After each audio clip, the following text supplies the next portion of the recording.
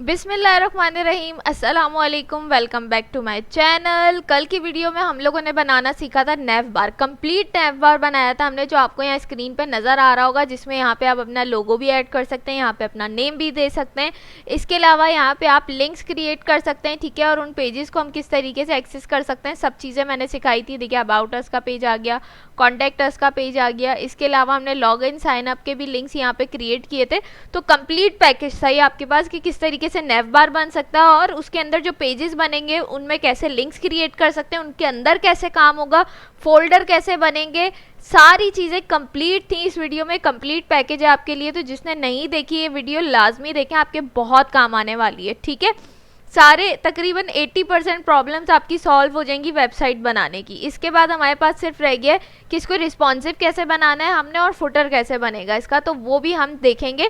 आज की वीडियो में हम लोग सीखेंगे कि जो कल हमने नैव बार बनाया था इसको हम रिस्पॉन्सिव कैसे बना सकते हैं, ठीक है। रिस्पॉन्सिव क्या होता है कि हर स्क्रीन साइज पे आपकी वेबसाइट प्रॉपर नज़र आए, अच्छी डिस्प्ले हो, ठीक है। ऐसा नहीं हो जैसे अभी यहाँ पे देखिए, जो मेरा नैव बार कल मैंने बनाया था ये रिस्पॉन्सिव नहीं था। मैं यहाँ से स्क्रीन अगर छोटी करती हूँ तो ये देखिए सारी चीज़ें आगे पीछे हो गई हैं, कुछ भी प्रॉपर अलाइन नहीं है यहाँ पे।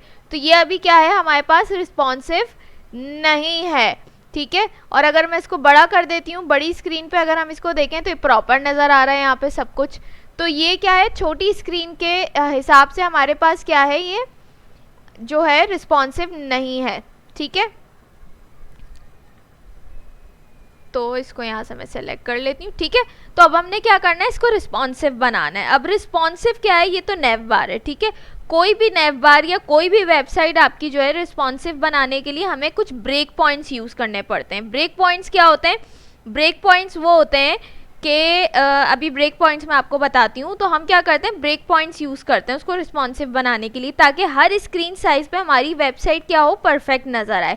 स्क्रीन छोटी है, मोबाइल पे कोई वेबसाइट देख रहा है, कोई लैपटॉप पे देख रहा है, कोई एलईडी पे देख रहा है, तो हर चीज़ पे वो परफेक्ट नज़र आए, सही है। ब्रेक पॉइंट्स क्या होते हैं, हमारे पास 3 ब्रेक पॉइंट्स होते हैं, SM, MD और LG, ठीक है। SM क्या होता है, स्मॉल स्क्रीन साइजेस के लिए होता है। कौन से स्मॉल स्क्रीन साइजेस, जो 640 पिक्सल से ज़्यादा के हों, ठीक है।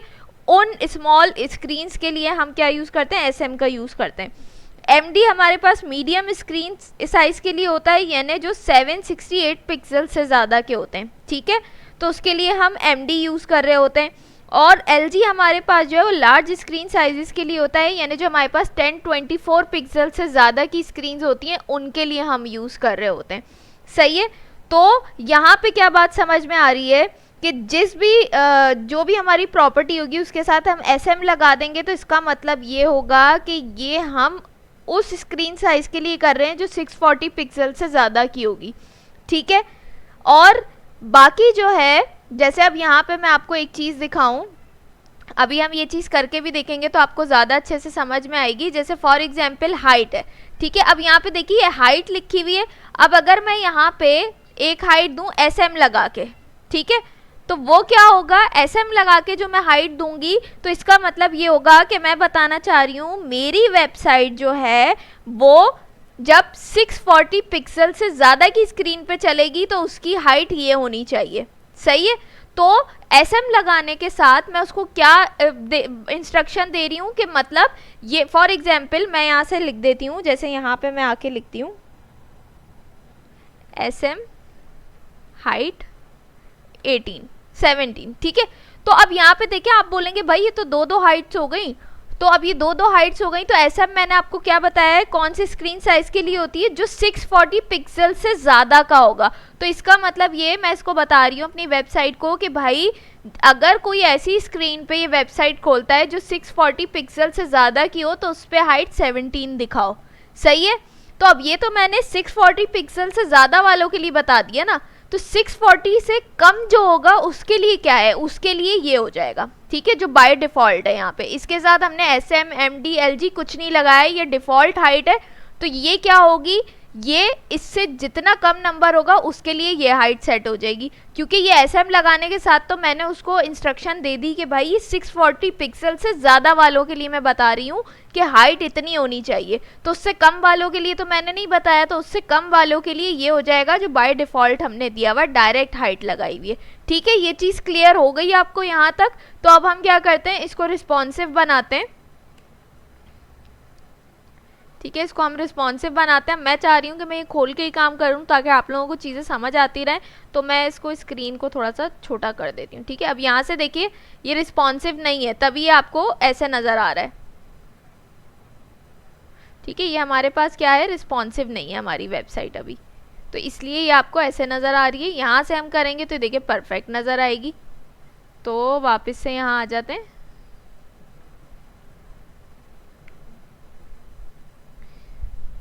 अच्छा जी, इसको यहाँ कर लेते हैं और इसको यहाँ कर लेते हैं। ठीक है,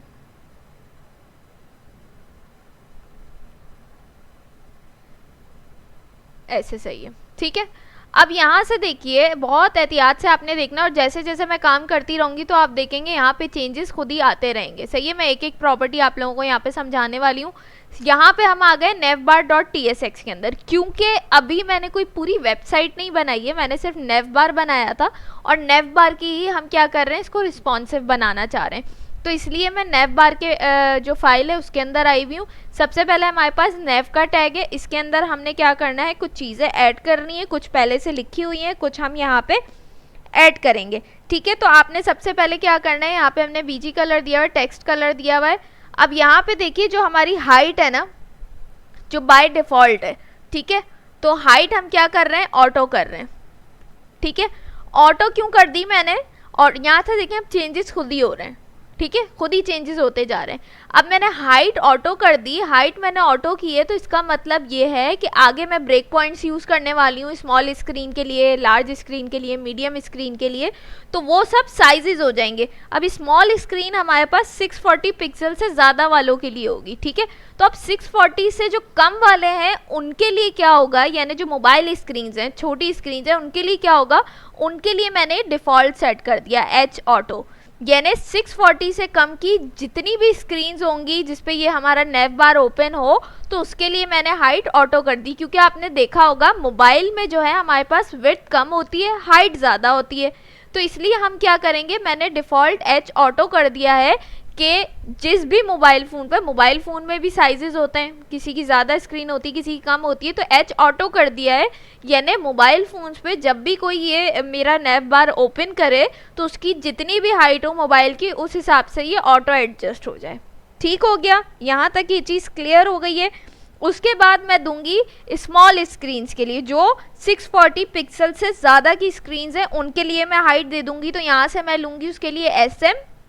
ठीक है, SM लेने के बाद हमें हाइट देनी है। देखिए SM, MD और LG लगेगा, उसके अलावा बाकी प्रॉपर्टीज़ ऐसे ही काम करेंगी हमारे पास। तो H लगा हाइट के लिए, हाइफन लगाया, और उसके बाद जितनी भी आपको हाइट देनी है आप वो दे दें, मैंने 12 दे दी। ठीक है, ये देखिए चेंजेस होते जा रहे हैं, यानी मैंने उसको बता दिया 640 पिक्सल से ज़्यादा की जो स्क्रीन्स होंगी उनकी हाइट फिक्स कर दो 12। सही है, अब उसके बाद क्या करना है, मीडियम स्क्रीन के लिए भी दे देते हैं, तो सेम यही काम करना है हमने। MD आएगा, बस कॉलन लगेगा, H वैसे ही लगेगा, हाइफन वैसे ही लगेगा, और जितनी आपको साइज़ देना आप वो दे दो। मैंने 16 दे दिया मीडियम स्क्रीन्स के लिए। ठीक हो गया, इसी तरीके से लार्ज स्क्रीन्स के लिए भी होगा, LG लगेगा, H वैसे ही लगेगा, हाइफन लगेगा, और जितनी आपको लार्ज स्क्रीन पे देनी है हाइट उतनी दे दो। मैं इसको भी 16 ही रखती हूँ। ठीक हो गया, तो ये कितना इजी है कि आप रिस्पॉन्सिव किस तरीके से बना सकते हो अपनी वेबसाइट को। आप इस तरीके से खोल के रखो अपनी वेबसाइट और यहाँ से आप चेंजेस करते रहो। सिर्फ क्या है, वही प्रॉपर्टीज़ हैं, सिर्फ आपने देखा SM लगेगा, MD लगेगा, LG लगेगा। ठीक है, और डिफ़ॉल्ट भी आपको देना पड़ेगा, क्योंकि जो है 640 से जो छोटी स्क्रीन्स होंगी उनके लिए भी आपको हाइट वगैरह सेट करनी पड़ेगी, तो वो आपकी जो डिफ़ॉल्ट आप लगाते हो नॉर्मली हाइट वैसे ही लगेगा। सही है, तो यहाँ से हमने क्या किया, हाइट बता दी अपने navbar की कि इतनी इतनी होनी चाहिए स्मॉल स्क्रीन्स पे, मीडियम स्क्रीन्स पे और लार्ज स्क्रीन्स पे। ठीक हो गया, यहाँ तक हमने ये काम कर लिया। उसके बाद हमने क्या दिया है, यहाँ फ्लेक्स दिया हुआ है, ठीक है, फ्लेक्स दिया हुआ है। फ्लेक्स के बाद अब आप देखिएगा जब हम मोबाइल स्क्रीन पे आएंगे, मैंने आपको बताया है जो भी काम हम 640 पिक्सल से कम वाली स्क्रीन के लिए होगा, यानी SM क्या है 640 से ज़्यादा वालों के लिए, स्मॉल स्क्रीन के लिए, लेकिन 640 से ज़्यादा होंगी वो स्क्रीन, 640 पिक्सल से ज़्यादा होंगी वो स्क्रीन, उनसे कम के लिए भी हमें क्या करना पड़ेगा, यहाँ पे CSS करनी पड़ेगी। यानी छोटे मोबाइल फ़ोन्स पे अगर कोई देख रहा है तो उसके लिए भी CSS करनी पड़ेगी। तो SM से कम जब आप कोई भी स्क्रीन के लिए काम करेंगे तो वो डिफ़ॉल्ट ही करेंगे, यानी जैसे हमने ये प्रॉपर्टीज़ यूज़ की है ना, ऐसे ही आपने डायरेक्ट लिखनी है, वो उनके साथ कुछ भी नहीं लगेगा। बाकी SM, MD, LG मैं आपको बता चुकी हूँ कौन कौन से साइज़ के लिए।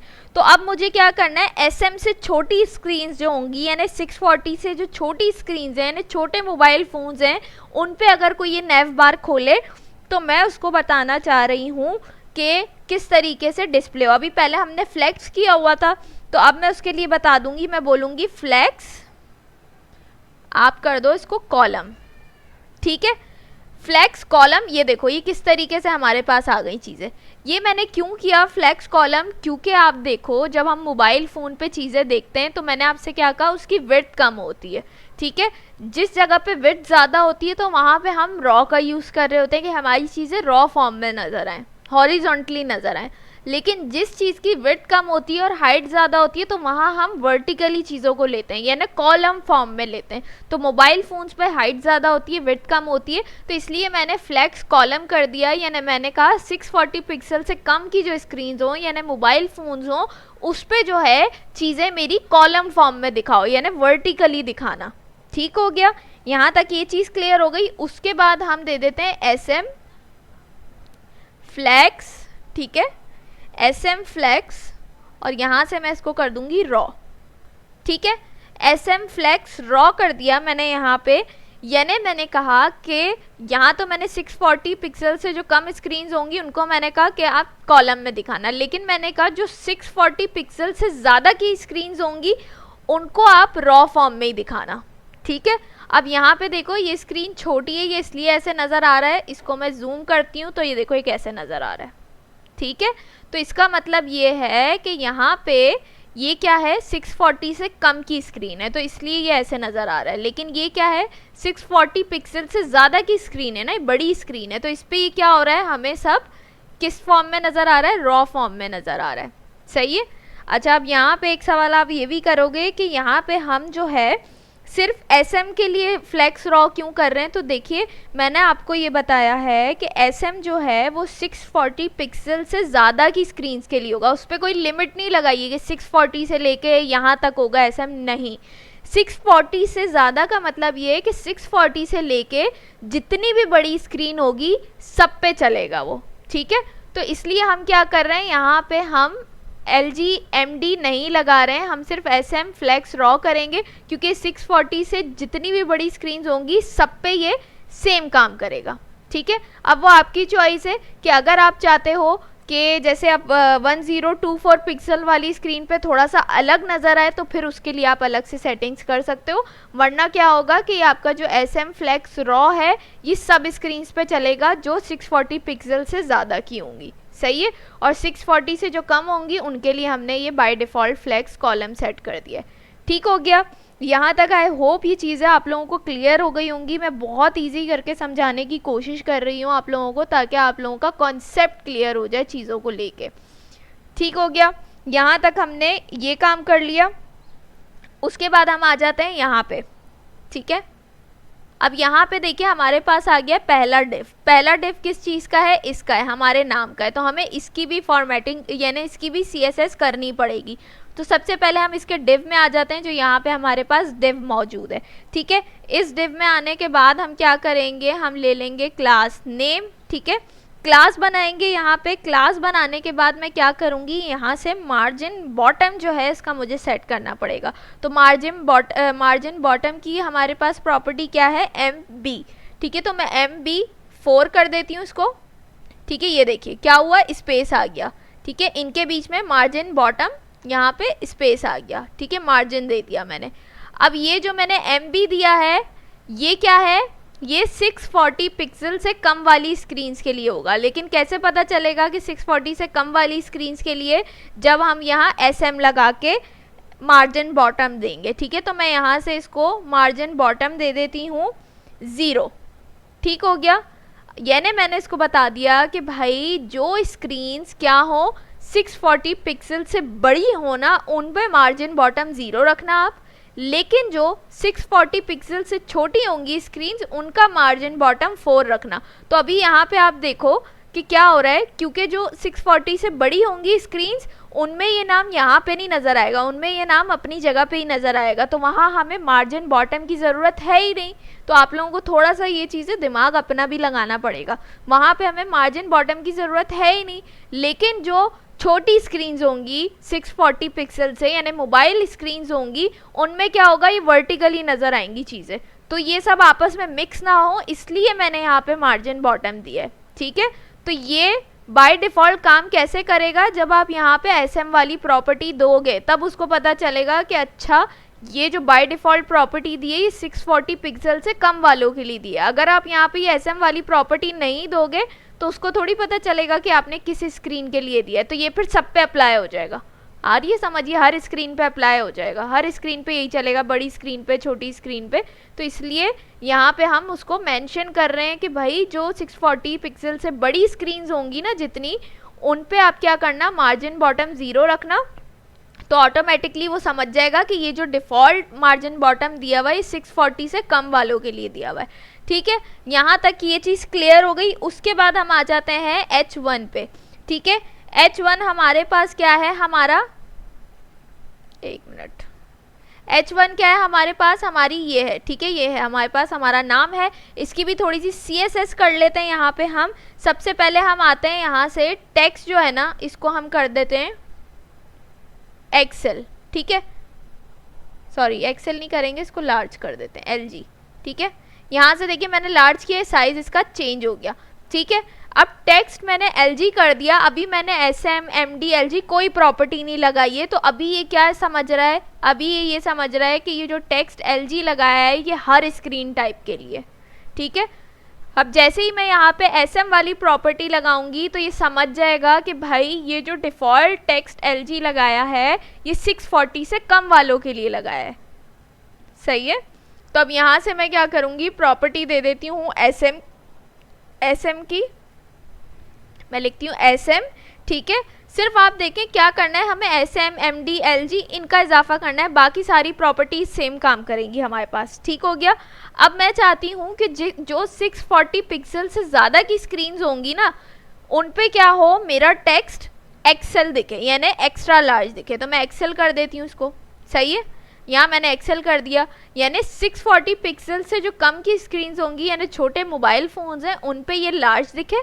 ठीक है, और जो मेरी स्क्रीन 640 पिक्सल से बड़ी हो उन पे मैंने कहा है कि एक्सेल दिखे, एक्स्ट्रा लार्ज दिखे, यानी उससे थोड़ा सा बड़ा दिखे, क्योंकि स्क्रीन बड़ी हो जाएगी ना तो उस पर थोड़ा सा फिर आपकी हेडिंग भी बड़ी दिखनी चाहिए। सही है, उसके बाद हम आ जाते हैं यहाँ पे मीडियम स्क्रीन की बात कर लेते हैं। मैं लिखती हूँ MD। ठीक है, और यहाँ से मैं इसको कर देती हूँ टेक्स्ट, और यहाँ से हम इसको कर देते हैं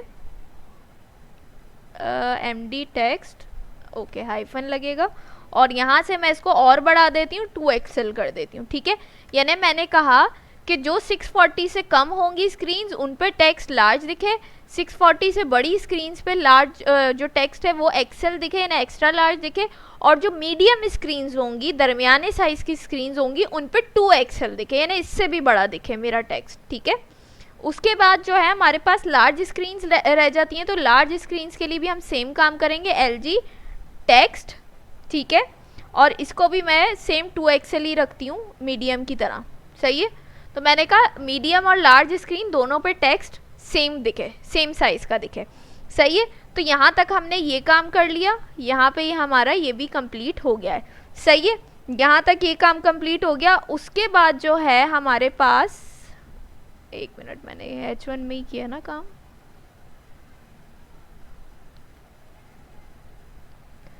ठीक है, यहाँ तक ये काम हो गया, हमने इसका काम कर दिया। उसके बाद हमारी बारी आ जाती है हमारे नेविगेशन बार की, जो हमने बटन्स बनाए हुए हैं, ठीक है। इसकी भी हमें क्या करनी पड़ेगी, CSS करनी पड़ेगी। तो अब यहाँ से आते हैं जो इसका डिव है, ठीक है, इसके डिव में आते हैं। यहाँ भी हमें क्या करना पड़ेगा, क्लास बनानी पड़ेगी। हम क्लास नेम ले लेते हैं। उसके बाद हम क्या करेंगे, यहाँ पे सबसे पहले विड्थ सेट करेंगे, ठीक है। इसकी हमें क्या करनी पड़ेगी, विड्थ सेट करनी पड़ेगी। तो यहाँ से मैं ले लेती हूँ W फुल, ठीक है। W फुल का मतलब है, ये देखिए अब किस तरीके से नज़र आ रहा है हमें, ये लॉगिन और साइन अप आपको यहीं दिख रहा है। क्यों, क्योंकि इसका अलग डिव बना हुआ है। अभी हम किसके डिव में काम कर रहे हैं, इन तीनों के डिव में काम कर रहे हैं, तो इन दोनों में ही चेंजेस आएंगे हमारे पास। अभी देखिए मैंने W फुल लिखा तो वो साइड में आ गया फौरन से। तो अभी ये क्या समझ रहा होगा, विड्थ, W फॉर विड्थ, ठीक है। मैंने कह दिया विड्थ फुल रखो। अभी उसको क्या समझ आ रहा है सिस्टम को कि मैंने विड्थ फुल सेट कर दी है, इसका मतलब ये है कि हर स्क्रीन पे विड्थ फुल ही रहेगी इनकी।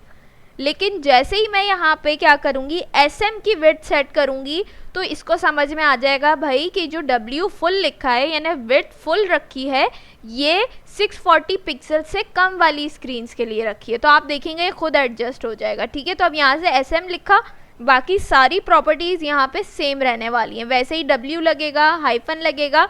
अब आप बता दो 640 पिक्सल से ज़्यादा वाली स्क्रीन्स पे आप विड्थ जो है कितनी रखना चाहते हो, ठीक है। तो वहाँ पे मैं ऑटो रख दूंगी, ठीक है। यहाँ से मैंने क्या कर दिया, ऑटो कर दिया इसको, ठीक है। इसका मतलब क्या है, मैंने उसको बता दिया कि भाई जो मेरे पास 640 पिक्सल से क्या होंगी, ज़्यादा वाली स्क्रीन्स होंगी यानी बड़ी स्क्रीन्स होंगी, तो उनकी विड्थ ज़्यादा होगी। तो इसलिए मैंने ऑटो रखा है कि जितनी भी विड्थ हो उसके हिसाब से आप उसको एडजस्ट कर दो। लेकिन स्मॉल स्क्रीन्स के लिए मैंने विड्थ फुल रखी है क्योंकि उनकी विड्थ कम होती है और हाइट ज़्यादा होती है मोबाइल फ़ोन्स की, आप लोगों ने देखा ही होगा, ठीक है। उसके अलावा यहाँ से हम क्या करेंगे, मार्जिन बॉटम जो है इसका सेट कर देते हैं 4, ठीक है।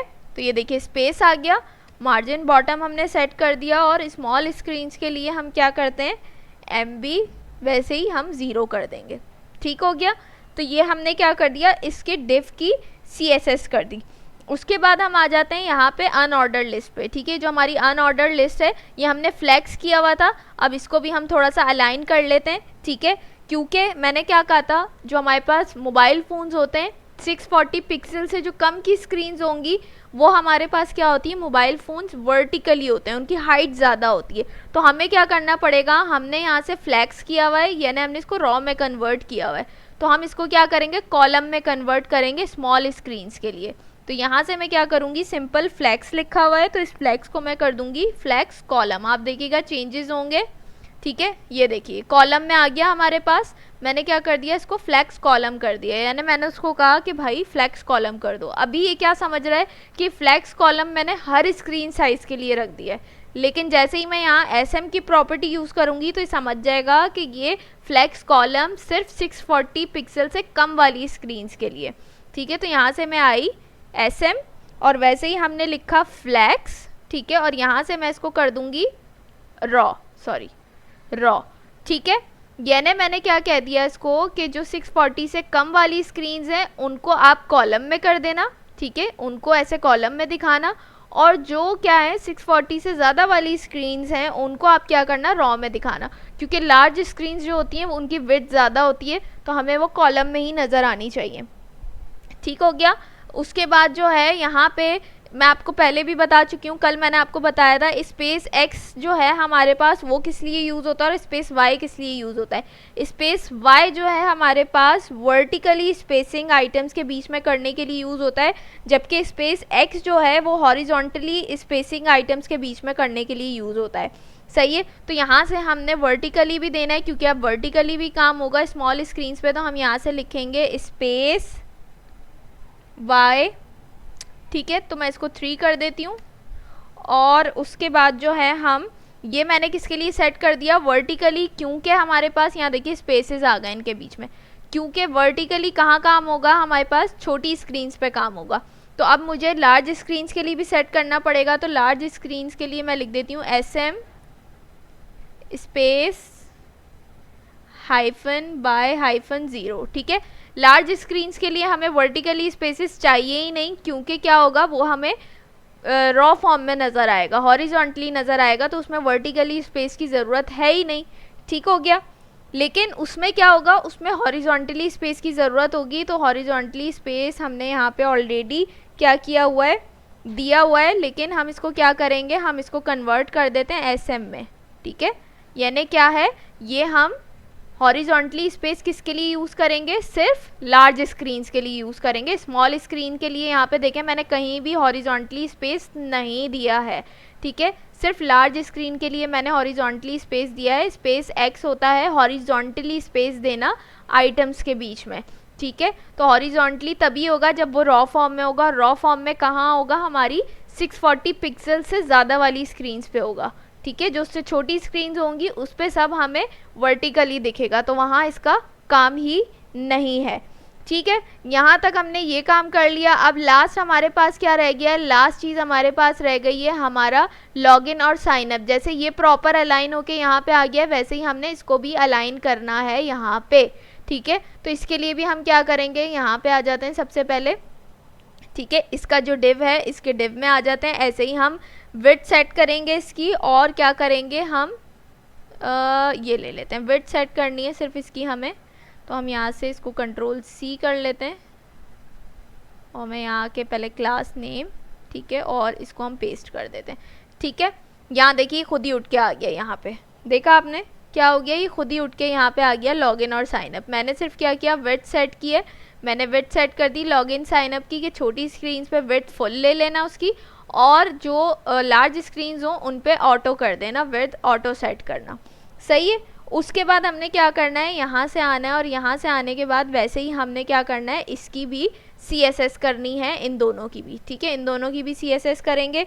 तो फ्लेक्स ऑलरेडी लिखा हुआ है, और इसको क्या करेंगे हम, अभी ये देखिए दोनों अलग अलग नज़र आ रहे हैं ना, तो हमें क्या करना है कि छोटी स्क्रीन पे भाई ये दोनों ऊपर नीचे नज़र आए, कॉलम फॉर्म में दिखे हमें। तो हम क्या करेंगे, यहाँ से फ्लेक्स कॉलम कर देंगे। ठीक है, ये देखिए नीचे आ गया। सही है, तो यहाँ से हमने फ्लेक्स कॉलम कर दिया इसको। उसके बाद हम बता देंगे कि भाई लार्ज स्क्रीन पे ये कैसे नज़र आएगा, तो उसके लिए हम फ्लेक्स रॉ ही लेंगे, कि लार्ज स्क्रीन तो क्योंकि हमारे पास पूरा यहाँ से यहाँ तक हमारा नेव बार नज़र आएगा, तो उसमें ये वर्टिकली तो अच्छा नहीं लगेगा कॉलम फॉर्म में, तो उसके लिए हम इसको रॉ में ही रखेंगे जैसे पहले नज़र आ रहा था। तो यहाँ से हम इसको सिंपल क्या कर देंगे, रॉ कर देंगे। ठीक है, कि ये हमारे पास बड़ी स्क्रीन्स में रॉ की फॉर्म में ही नज़र आए। सही है, यहाँ तक कर दिया। उसके बाद क्या है, हमें यहाँ वर्टिकली स्पेस देना पड़ेगा, क्योंकि ये दोनों अजीब से लग रहे हैं, इन दोनों के बीच में स्पेस नहीं है। तो हम क्या करेंगे, स्पेस -y और 3 स्पेस दे देती हूँ मैं।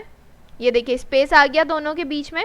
सही है, तो वर्टिकली मैंने स्पेस दे दिया। वर्टिकली आइटम्स के बीच में स्पेस देने के लिए हम स्पेस y का यूज़ करते हैं।